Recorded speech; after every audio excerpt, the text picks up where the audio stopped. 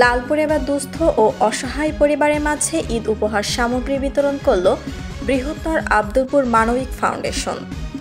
Staff reporter Fazlur রহমানের পাঠানো তথ্য ও ছবিতে বিস্তারিত।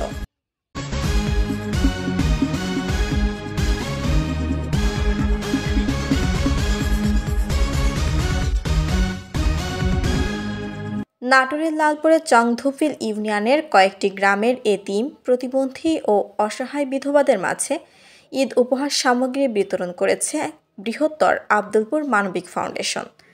শুক্রবার ২১শে মার্চ বিকেলে ওই উপজেলার ইউনিয়নের নাঙ্গপাড়া, তারাপুর, বাদুরতলা, গসাইপুর, মিল্কিপাড়া ও চক তারাপুর এই ঈদ উপহার সামগ্রী বিতরণ করা হয়।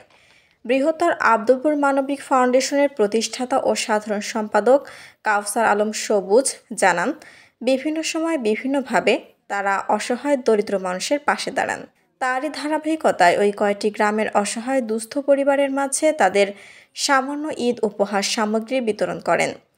কাউসার আলম সবুজ জানান, প্রতিটি পরিবারকে এবারের ঈদ উপহার হিসেবে ১ কেজি চিনি, ১ প্যাকেট সেমাই, ১ লিটার সয়াবিন তেলের বোতল, ১ কেজি আলু, ১ কেজি পেঁয়াজ, ২ প্যাকেট গুঁড়া দুধ ও একটি করে গায়ে মাখা সাবান দেওয়া হয়েছে।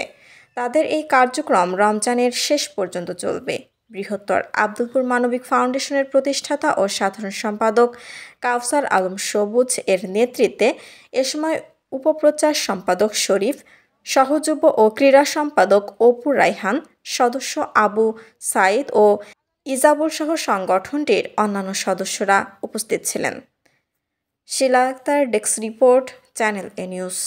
কি দিয়ে করবো আব্বা, দেখছি সব বাড়ি ঘরে পেয়ারায় আব্বা, কিছু নাই, কোনো জিনিসপত্র আবার জিনিস নাই, জমি জাতি নাই, একটা ভাই নাই। স্বামী মারা গেছে কত বছর আগে? হ্যাঁ, স্বামী মারা গেছে কত বছর? বহু বছর মেরে কিছু আব্বা, ওই একটা বেটা আছে পাট দেয় তাই খাই বেটা।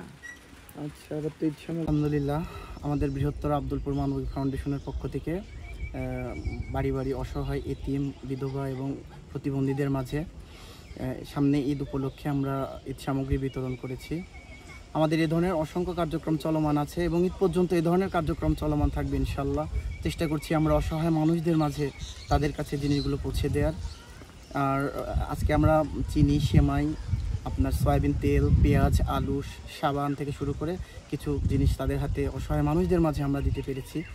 ইনশাল্লাহ আমাদের জন্য দোয়া করবেন। ভবিষ্যতে আমাদের এই ধরনের অসংখ্য কাজ ইনশাল্লাহ আমাদের চলমান থাকবে। বৃহত্তর আব্দুলপুর মানবিক ফাউন্ডেশনের পক্ষ থেকে যেন আমরা অসহায় মানুষদের পাশে থাকতে পারি, দাঁড়াতে পারি, সেই সবাই আমাদের জন্য দোয়া করবেন। ইনশাল্লাহ যতদিন আমরা বেঁচে আছি এই ফাউন্ডেশন থেকে আমরা চেষ্টা করব অসহায় মানুষদের পাশে থাকার জন্য।